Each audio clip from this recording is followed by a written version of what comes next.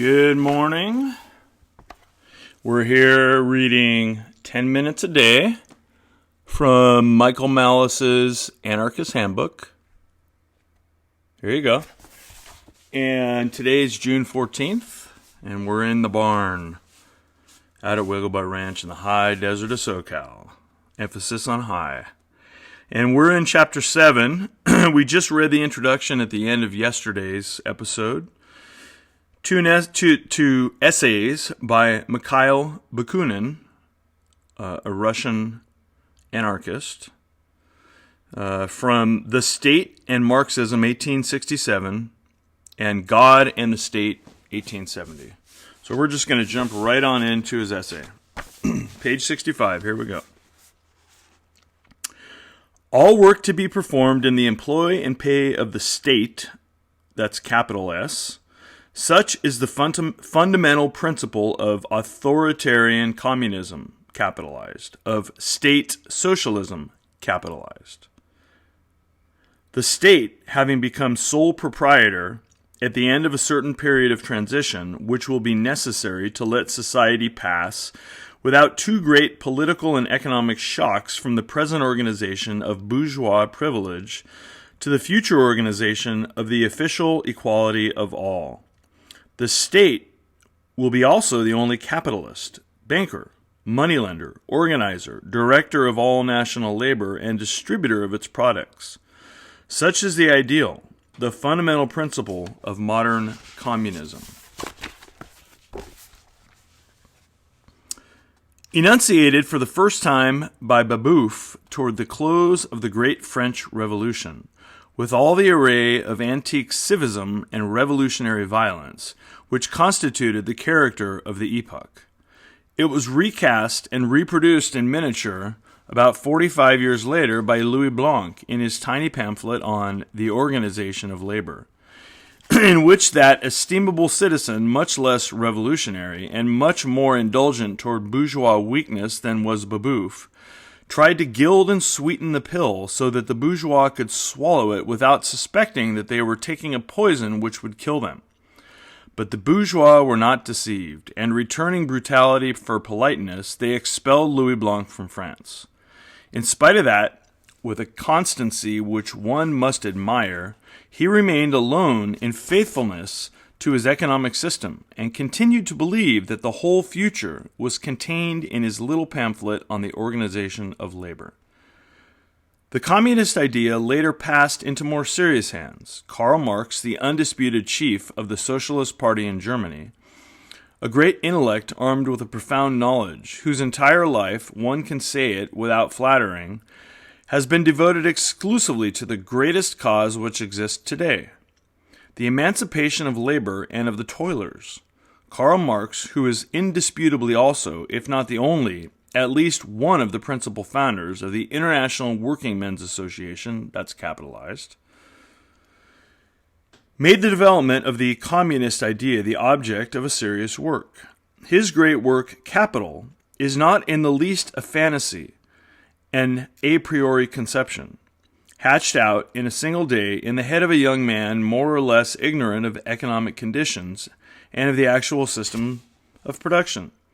It is founded on a very extensive, very detailed knowledge and a very profound analysis of this system and of its conditions.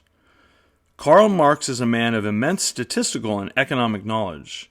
His work on Capital, though unfortunately bristling with formulas and metaphysical subtleties which render it unapproachable for the great mass of readers, is in the highest degree a scientific or realistic work, in the sense that it absolutely excludes any other logic than that of the facts.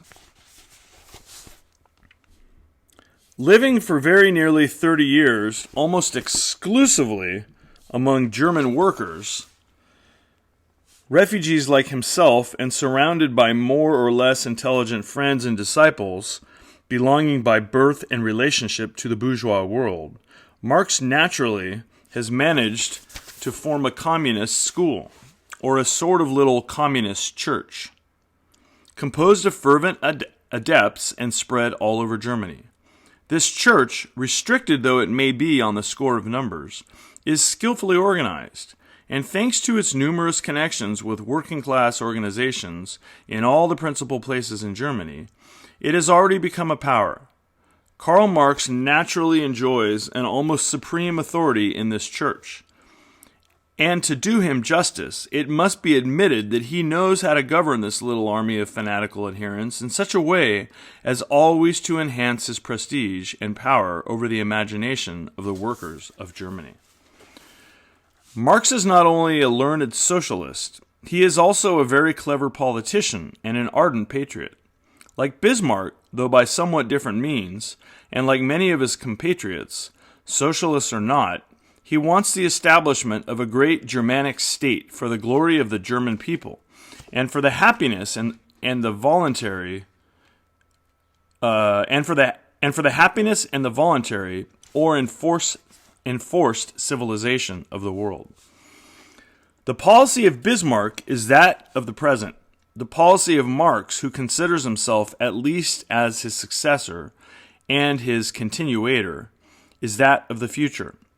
And when I say that Marx considers himself the continuator of Bismarck, I am far from culminating Marx.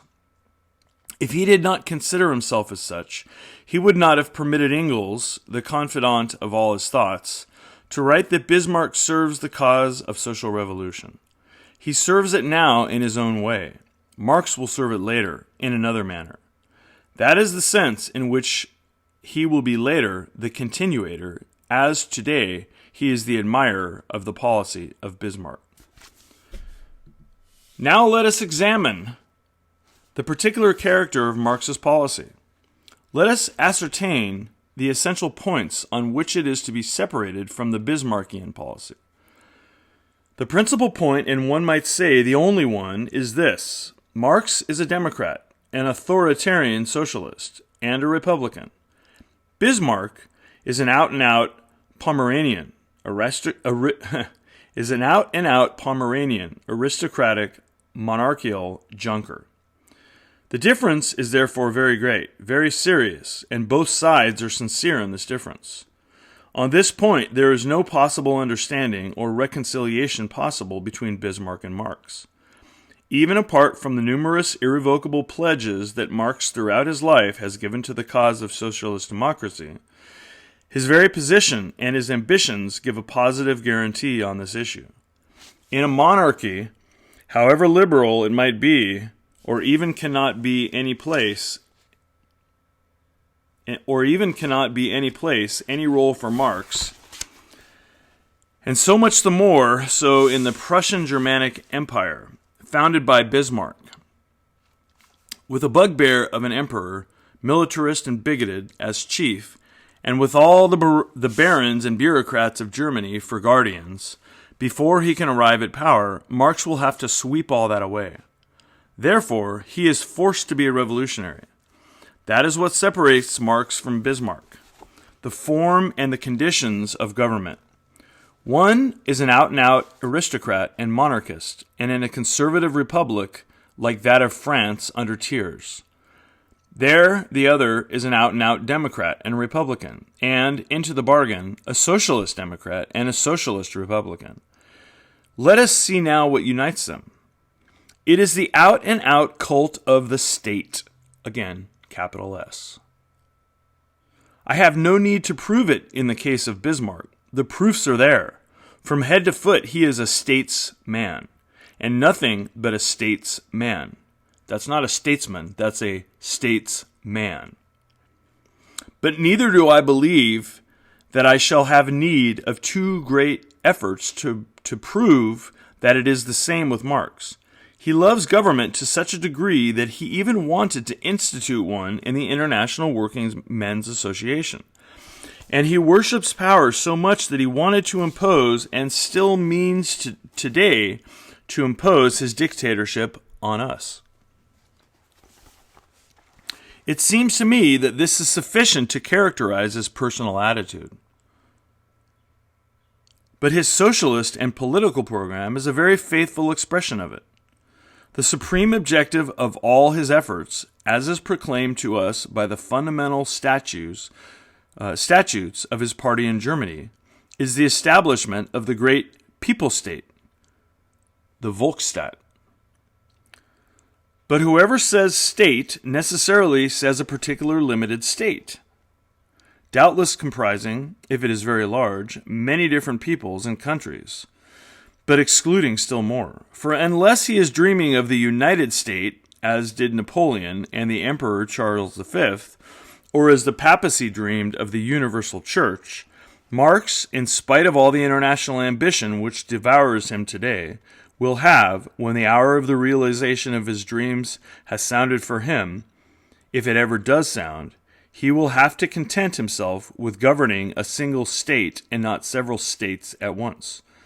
Consequently, whoever says state says a state, and whoever says a state affirms by that the existence of several states, and whoever says several states immediately says competition, jealousy, truceless, and endless war.